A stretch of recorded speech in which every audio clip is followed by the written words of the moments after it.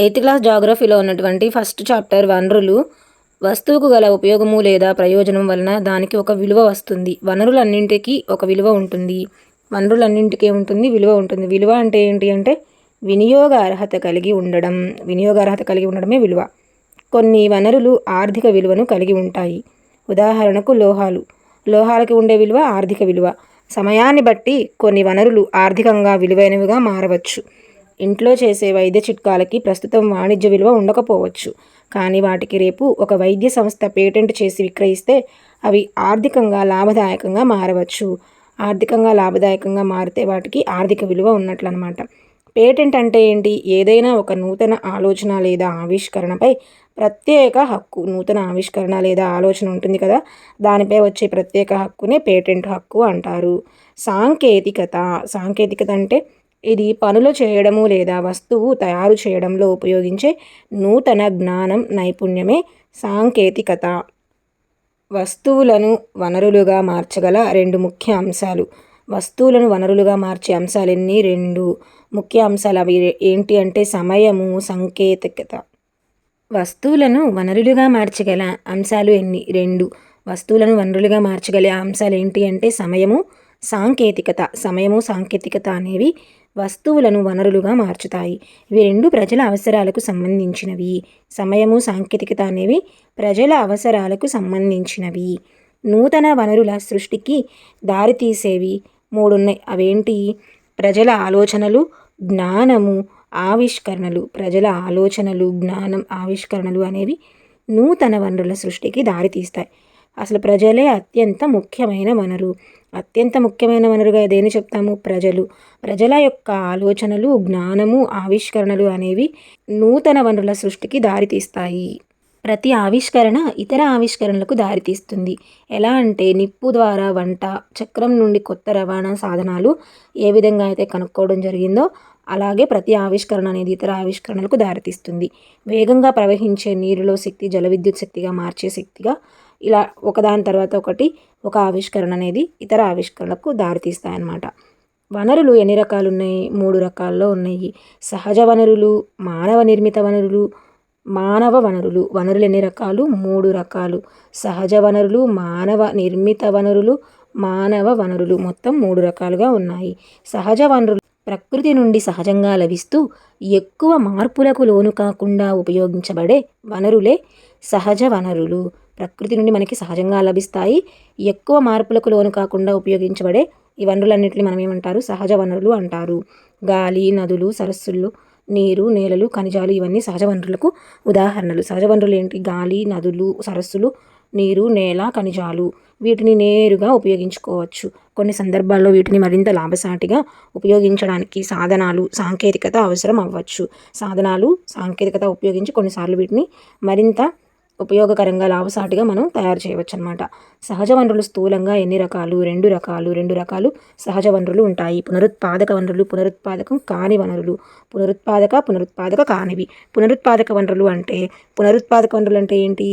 పునరుద్ధరించబడేవి లేదా త్వరగా భర్తీ చేయబడేవి అపరిమిత పునరుత్పాదక వనరులు. సౌరశక్తి, పవనశక్తి, మానవ కార్యకలాపాల వల్ల ఇవి ప్రభావితం కావు. నీరు, నేల, అడవి వంటి కొన్ని పునరుత్పాదక వనరులను నిర్లక్ష్యం చేయకుండా ఉపయోగించడం వలన కలిగే ఫలితం వాటి నిల్వలపై పడుతుంది. నీరు అపరిమిత పునరుత్పాదక వనరుగా కనిపిస్తుంది, కానీ సహజ నీటి వనరుల కొరత, నీరు ఎండిపోవడం నేడు ప్రపంచంలోని అనేక ప్రాంతాల్లో ప్రధాన సమస్యగా ఉంది. నెక్స్ట్ పునరుత్పాదకం కాని వనరులు. పునరుత్పాదకం కాని వనరులు కనుక చూస్తే, పునరుత్పాదకం కాని వనరులు అంటే పరిమిత నిల్వలు కలిగినవి. పరిమిత నిల్వలు ఉన్నవన్నీ పునరుత్పాదకం కాని వనరులు. ఒకసారి ఈ నిల్వలు తరిగిపోతే వీటిని పునరుద్ధరించడానికి లేదా తిరిగి ఏర్పరచడానికి కొన్ని వేల సంవత్సరాలు పట్టొచ్చు. ఇవి తిరిగి ఏర్పడడానికి పట్టే కాలం మానవ జీవిత కాలం కంటే చాలా ఎక్కువ. ఎక్కువ కాదు, చాలా ఎక్కువ. వీటిని పునరుత్పాదకం కాని వనరులు అని పరిగణిస్తారు. ఉదాహరణకు బొగ్గు, పెట్రోలియము, సహజవాయువు. బొగ్గు, పెట్రోలియం, సహజవాయువు అనేవి పునరుత్పత్తి కానివి అన్నమాట. భూభాగము, వాతావరణం, ఎత్తు వంటి అనేక భౌతిక అంశాల ఆధారంగా సహజ వనరులు విస్తరించి ఉన్నాయి. భూభాగం, వాతావరణం, ఎత్తుని బట్టి అనేక భౌతిక అంశాల ఆధారంగా సహజ వనరులు విస్తరించి ఉన్నాయి. మానవ నిర్మిత వనరులు. మానవ నిర్మిత వనరులు కనుక చూస్తే పదార్థాల సహజ రూపం మారినప్పుడే అవి వనరులుగా మారుతాయి. అసలు వనరుగా ఎప్పుడు మారుతుంది? పదార్థాల సహజ రూపం మారినప్పుడు వనరుగా మారుతాయి. ప్రజలు ఇనుప ధాతువు నుండి ఇనుమును సంగ్రహించడం నేర్చుకున్న తరువాతే ఒక వనరుగా మారింది. ఇలా మానవ నిర్మిత వనరు అయినటువంటి ఇనుము ఉపయోగించి ప్రజలు భవనాలు, వంతెనలు, రోడ్లు, యంత్రాలు, వాహనాలు నిర్మిస్తారు. అందుకే వీటిని మానవ నిర్మిత వనరు అని అంటారు. సాంకేతికత ఒక మానవ నిర్మిత వనరు. సాంకేతికత అనేది దేనికి ఉదాహరణగా చెప్పవచ్చు అంటే మానవ నిర్మిత వనరుకి ఉదాహరణగా చెప్పవచ్చు. మానవ నిర్మిత వనరులు తయారు చేయడానికి సహజ వనరులు ఉపయోగపడతాయి. మానవ నిర్మిత వనరులు తయారు చేయడానికి ఉపయోగించే వనరులు ఏంటి? సహజ వనరులు. మానవ వనరులు ఏంటి? జ్ఞానం, నైపుణ్యం, సాంకేతికత పరిజ్ఞానం కలిగిన ప్రజలు నూతన వనరుల్ని సృష్టించడానికి ప్రకృతి సమర్థవంతంగా ఉపయోగించుకుంటారు. అందువల్లనే మానవులు ఒక ప్రత్యేక వనరుగా పరిగణించబడతారు. అనగా ప్రజలే మానవ వనరులు. జ్ఞానము, నైపుణ్యము, సాంకేతికత ఇటువంటి పరిజ్ఞానాన్ని ఉపయోగించుకోగలిగిన ఈ ప్రజలే మానవ వనరులు. ప్రజలు విలువైన వనరులుగా తయారు చేయడానికి సహాయపడేది విద్య, ఆరోగ్యం. ప్రజలు విలువైన వనరుగా తయారు చేయడానికి సహాయపడేవేంటి? విద్య, ఆరోగ్యం ప్రజల్ని విలువైన వనరులుగా తయారు చేస్తూ ఉన్నాయి. మానవ వనరుల అభివృద్ధి.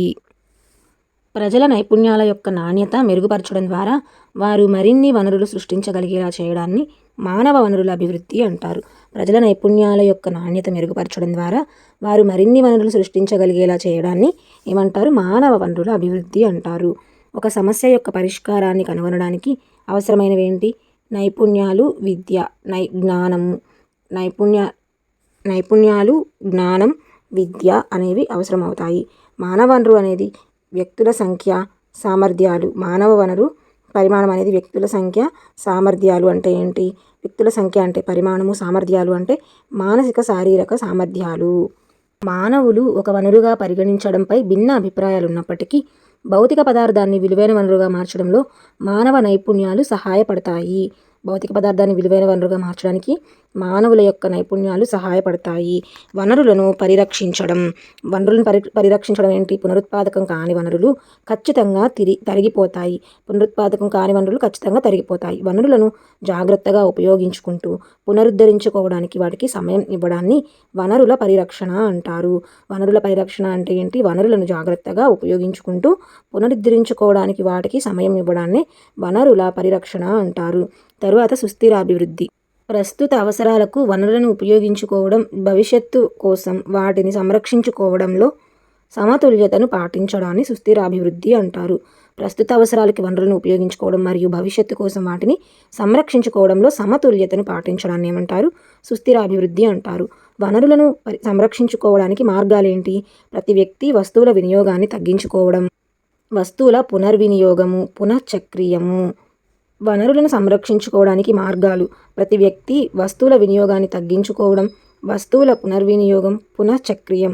ఈ 3 మార్గాల ద్వారా వనరులను సంరక్షించుకోవచ్చు. పునరుత్పాదక వనరుల యొక్క ఉపయోగాలు సుస్థిరమైనవి. పునరుత్పాదక వనరుల యొక్క ఉపయోగాలేంటి? సుస్థిరమైనవి. భూమిపై జీవ వైవిధ్యాన్ని సంరక్షించడం, సహజ పర్యావరణ వ్యవస్థకు జరిగే నష్టము తగ్గించాలి. సుస్థిరాభివృద్ధి సూత్రాలు ఏంటి అంటే అన్ని జీవుల పట్ల గౌరవము, శ్రద్ధ కలిగి ఉండడం, మానవ జీవన నైపుణ్యం మెరుగుపరచడం, నాణ్యత మెరుగుపరచడం, భూమి యొక్క జీవశక్తి వైవిధ్యాన్ని కాపాడడం, సహజ వనరుల క్షీణతను తగ్గించడం, పర్యావరణం పట్ల వ్యక్తిగత విధులను మార్చుకోవాలి. పర్యావరణం పట్ల సహజ వనరుల క్షీణతను తగ్గించాలి. భూమి యొక్క జీవశక్తి వైవిధ్యాన్ని కాపాడాలి. సమాజాలు తమ సొంత పర్యావరణాన్ని కాపాడుకోవడానికి వీలు కల్పించాలి. ఫస్ట్ లెసన్ అయిపోయింది. ఇంకా మన ఛానల్ ఎవరైనా సబ్స్క్రైబ్ చేసుకోకపోతే సబ్స్క్రైబ్ చేసుకోండి. మీ ఫ్రెండ్స్కి కూడా షేర్ చేయండి, లైక్ చేయండి, కామెంట్ చేయండి. మీకు ఇంకా ఏం కావాలో కామెంట్స్లో చెప్పండి. నెక్స్ట్ వీడియోలో సెకండ్ చాప్టర్ అప్లోడ్ చేస్తాను. Thank you for watching. ఇంకా టెలిగ్రామ్ ఛానల్లో ఎవరైనా జాయిన్ అవ్వకపోతే జాయిన్ అవ్వండి. కామెంట్స్లో లింక్ ఇస్తాను. డైలీ ప్రాక్టీస్ క్వశ్చన్స్ పెడుతున్నాను. దానిలో డైలీ మీరు ప్రాక్టీస్ చేసుకోవచ్చు. తెలుగు, సైకాలజీ గ్రూప్స్ ఉన్నాయి.